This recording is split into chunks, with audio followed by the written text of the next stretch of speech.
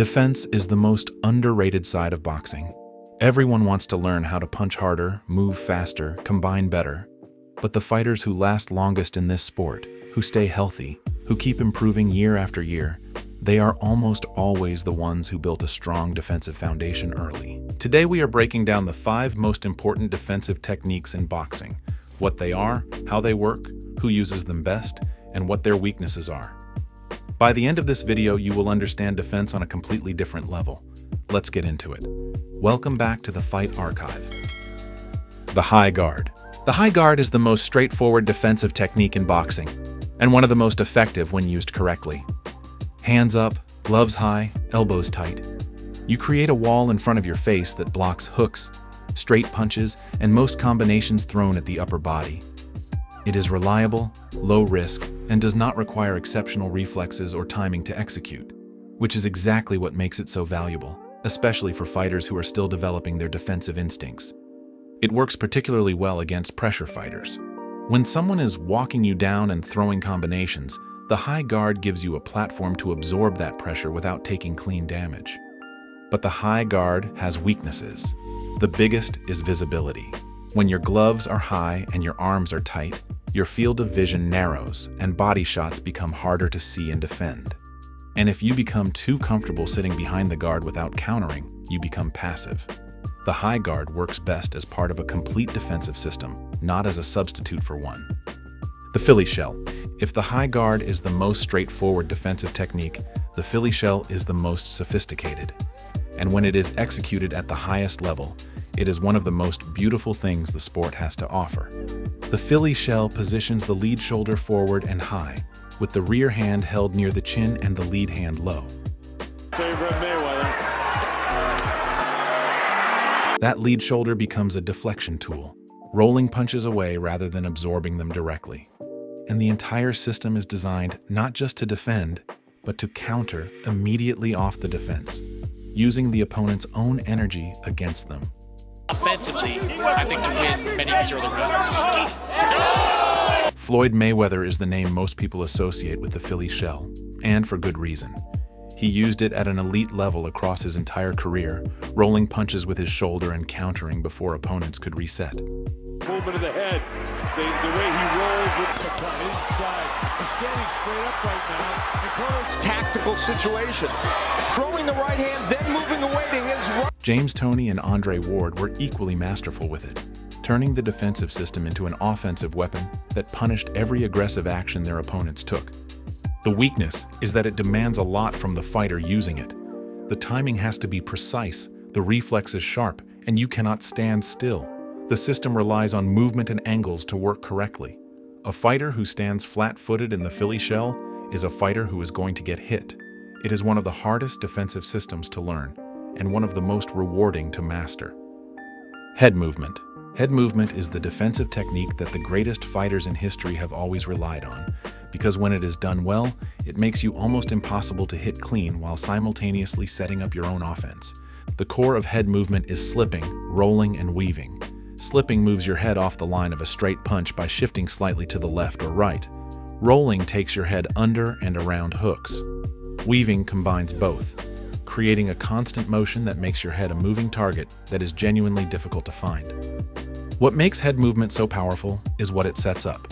Every slip, every roll, every weave puts you in a position to counter from an angle your opponent does not expect. This is a dance for Marty. Came into that fight expecting to be the best test. You know, he's hair. Look at that, he's got him hurt again. Another counter shot. See this? Tyson walking right through. He's wild here. That Mike as soon as right in. The defense and the offense become part of the same movement, which is exactly why Mike Tyson and Canelo Alvarez have used it so effectively at the highest level. The weakness is the demands it places on the fighter. Head movement requires exceptional reflexes and timing. You have to read the punch early enough to move before it arrives.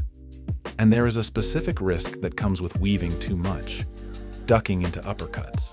Head movement has to be varied, unpredictable, and always combined with good positioning. Footwork defense.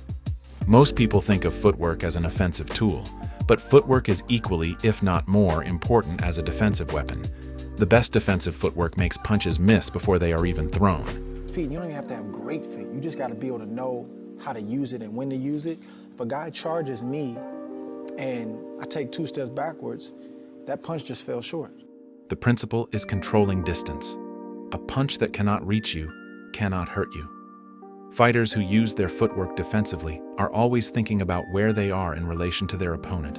Are they in range, just outside range? Can they create a new angle that makes the next attack miss completely?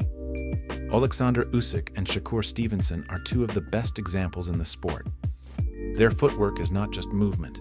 It is a complete defensive system that controls the entire geography of the fight. Like for Artunian as these early rounds develop. Usyk just going to town, and he's not much bigger. That's how he is. But he's also an aggressive. That fight back in 2012, and he was effective. He's trying to get that lead foot to the outside. I was trying to touch him with that. The weakness of footwork defense is that it demands a lot physically. Moving constantly for 12 rounds requires exceptional conditioning. And when fatigue sets in, the footwork breaks down. Parrying. Parrying is the most underrated defensive technique in boxing, and one of the most effective when used correctly. Instead of blocking a punch and absorbing the impact, parrying redirects it.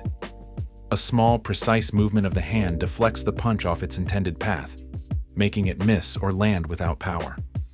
It works particularly well against jabs, the most common punch in boxing. One of the best in the sport right now, but one of the best ever. Little mark above his right eye. And against straight punches that travel in a predictable line. What makes parrying so valuable is what it does beyond the defense itself. A well-timed parry does not just make a punch miss. It puts your opponent off balance, extends their arm, and opens their guard. The counter opportunity that follows a good parry is often better than any counter that follows a block or a slip. Juan Manuel Marquez and Terence Crawford used parrying at an elite level, turning every jab their opponents threw into an invitation to counter with something sharp and precise. Marquez, both fighters sizing each other up in round 1. It'll be interesting to see. The epitome of a textbook fighter. Errol Spence, there's a jab from... Get in. He didn't, Colonel. And there's another Explosive jab to the head and the body, and there's a combination! The weakness is the precision it demands.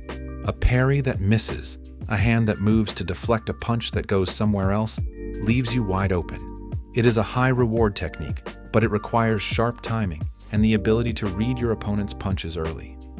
Here is what most boxers get wrong about defense. They treat it as something separate from offense.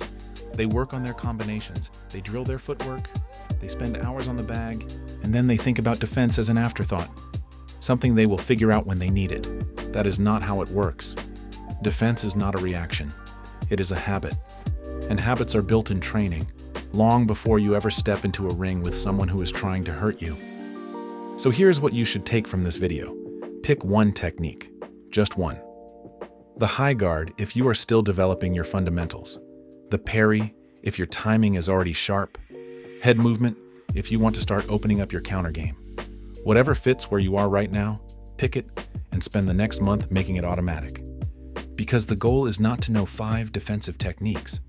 The goal is to not have to think about any of them. The best defense in boxing is the defense that happens without you deciding to do it. The slip that comes before your brain has processed the punch. The shoulder roll that is already happening before the hook arrives. Start there, and everything else will follow. If you learned something from this video, drop a comment below, hit the like button, and subscribe. And like always, stay dangerous.